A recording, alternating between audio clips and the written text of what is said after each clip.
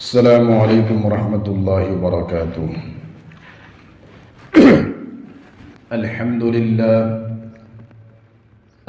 للہ رب العالمین والعاقبۃ للمتقین والصلاة والسلام علی سید المرسلین وعلی آلہ واصحابہ اجمعین، اما بعد فقد قال رسول اللہ صلی اللہ علیہ وسلم: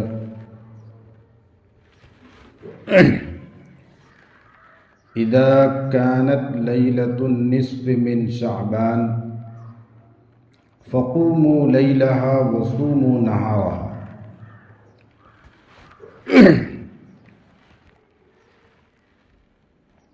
وفي رواية أن رسول الله صلى الله عليه وسلم قال: أحصوا لهلال شعبان، أحصوا هلال شعبان لرمضان، أو كما قال رسول الله صلى الله عليه وسلم۔ انتہائی واجب الاحترام، قابل عزت احترام بزرگوں، بھائیوں، نوجوانوں، آج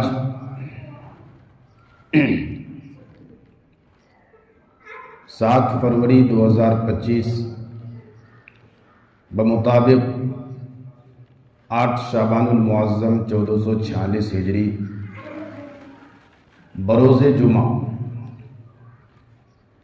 آج کے جمعۃ المبارک کے خطاب میں جس عنوان اور جس موضوع پر ہمیں بات کرنے کی سعادت حاصل ہو رہی ہے، وہ موضوع ہے ماہ شعبان کی فضیلت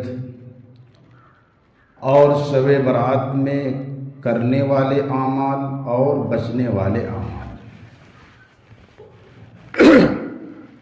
اللہ تعالیٰ سے دعا ہے اللہ تعالیٰ مجھے صحیح کہنے کی اور اس پر ہم سب کو عمل کرنے کی توفیق عطا فرمائے۔ معزز حاضرین، شعبان المعظم کا مہینہ اسلامی تاریخ اور اسلامی کیلنڈر کے حساب سے 8واں مہینہ ہے۔ شعبان کے بعد رمضان کا مقدس اور بابرکت مہینہ آتا ہے۔ شعبان سے پہلے رجب کا مہینہ ہے، گویا کہ ایک کے بعد دیگر 3 مہینے مسلسل آتے ہیں، رجب، شعبان، رمضان، اور تینوں مہینے بڑی فضیلت والے ہیں۔ رجب کی فضیلت کے لیے اتنی بات کافی ہے کہ وہ 4 حرمت والے مہینوں میں سے ایک مہینہ ہے، اور شعبان کی فضیلت اس سے بڑھ کر اور کیا ہو سکتی ہے کہ نبی کریم صلی اللہ علیہ وسلم نے اس مہینے کی نسبت اپنی طرف فرمائی۔ جس چیز کی نسبت امام الانبیاء اپنی طرف فرمائی ہو، اس کی فضیلت کا کیا کہنا۔ اور رمضان کی فضیلت تو اتنی زیادہ ہے کہ مسلمان کا بچہ بچہ واقف ہے۔ کہا جاتا ہے کہ رجب کا مہینہ کھیتی میں پانی ڈالنے کا مہینہ ہے، کھیتی میں بیج ڈالنے کا مہینہ ہے، اور شعبان کا مہینہ کھیتی میں پانی ڈالنے کا مہینہ ہے، اور رمضان کا مہینہ کھیتی کاٹنے کا مہینہ ہے۔ عزیزان مکرم، شعبان المعظم کا جو مہینہ ہے، یہ مہینہ بڑی بابرکت والا مہینہ ہے۔ آج کے میرے موضوع کا 2 حصہ ہے۔ پہلا حصہ جس میں میں بات کروں گا، یہ جو پورا مہینہ ہے اس کی عمومی فضیلت کیا ہے، اور ایک خصوصی فضیلت۔ دوسرا حصہ موضوع کا وہ شب برات کی کیا فضیلت ہے، اور شب برات میں ہمیں کیا کرنا ہے، کیا نہیں کرنا ہے۔ شعبان المعظم، سب سے پہلے ہمیں یہ جاننا ہوگا کہ شعبان کو شعبان کیوں کہا جاتا ہے۔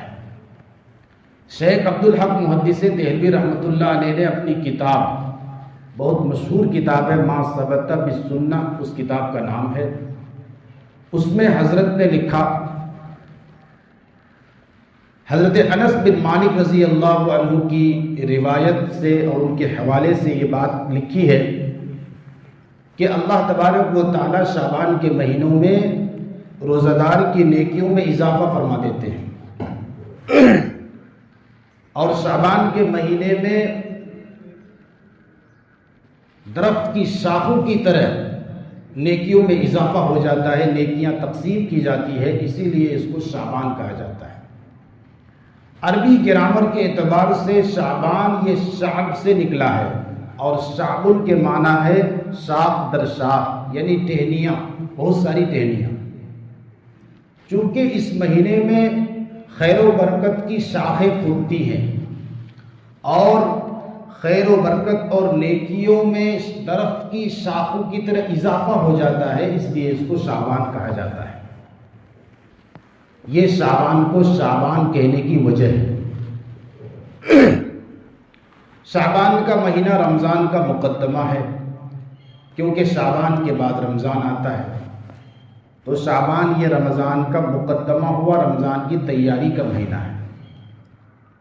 ہمارے گھر میں جب کوئی مہمان آتا ہے تو ہم اس کے لیے پہلے سے تیاری کرتے ہیں، بریانی کی تیاری کرتے ہیں، اور جو کچھ اپنے حیثیت کے بقدر اس کی تیاری کرتے ہیں، پہلے سے ہی شاید شروع کر دیتے ہیں۔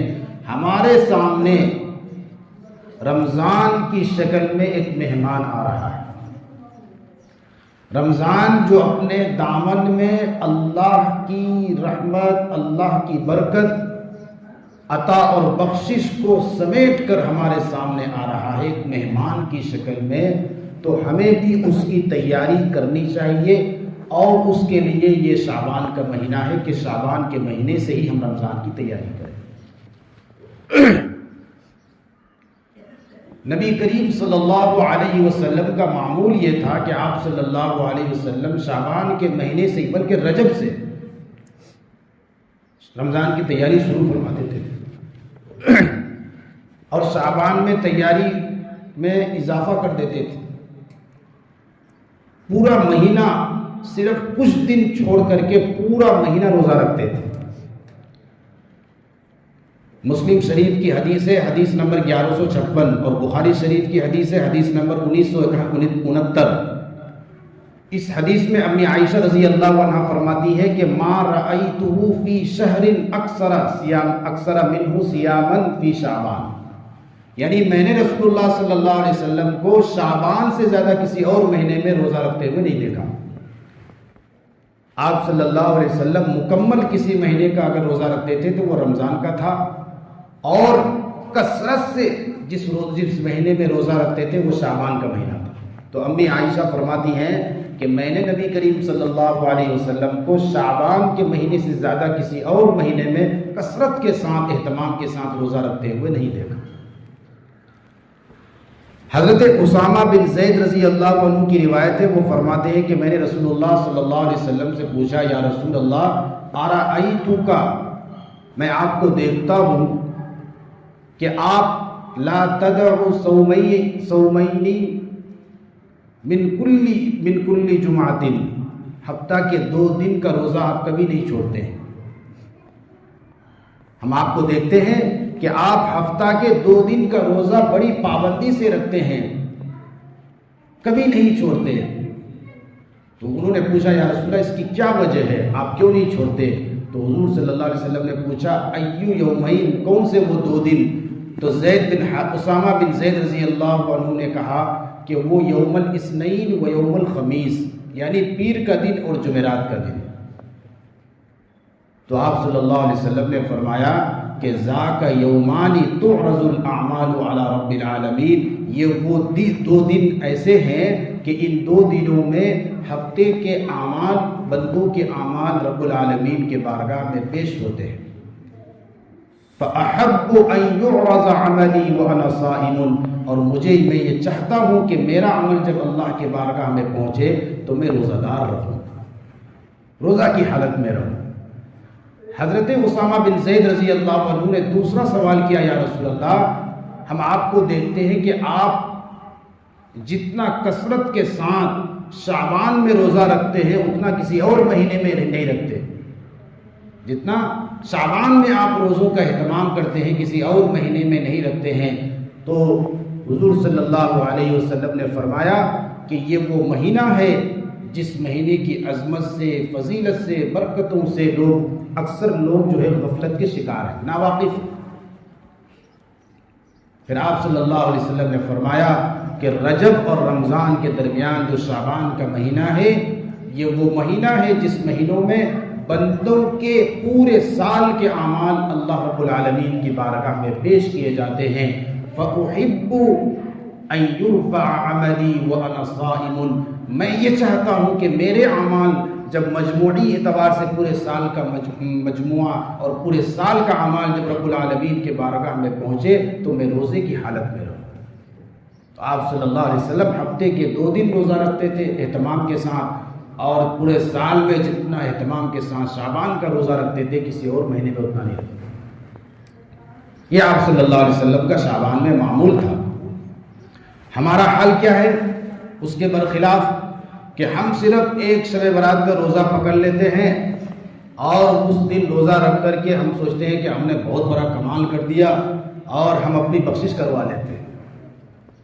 نبی کریم صلی اللہ علیہ وسلم معصوم ہونے کے باوجود، امام الانبیاء ہونے کے باوجود پورا مہینہ روزہ رکھتے ہیں، 1-2 دن کے علاوہ پورا مہینہ روزہ رکھ رہے ہیں، اور نبی کی امت ہم اور آپ صرف اور صرف شب برات کو روزہ رکھتے ہیں۔ اس دن بھی بہت سارے لوگ نہیں رکھتے ہیں۔ تو میرے بھائیو، بزرگوں، دوستو، ہمیں چاہیے کہ یہ جو شعبان کا مہینہ ہے یہ پورا مہینہ فضیلت والا ہے۔ پورے مہینے میں آپ صلی اللہ علیہ وسلم نے روزے کا اہتمام فرمایا، تو ہمیں چاہیے کہ ہمیں جس دن ہو سکے، جتنا ہو سکے، اپنی حیثیت طاقت کے بقدر کثرت سے اس مہینے میں بھی روزہ رکھنے کا اہتمام کریں، کیونکہ یہ مہینہ رمضان کی تیاری کا مہینہ ہے۔ اسی طریقے سے اور بھی بہت ساری روایات ہیں جس سے یہ معلوم ہوتا ہے کہ شعبان کی مہینے کی بڑی فضیلت ہے۔ یہ تو پورے مہینے کی فضیلت ہے، اور جو شب برات ہے 15ویں تاریخ 15ویں شعبان کی جو رات ہے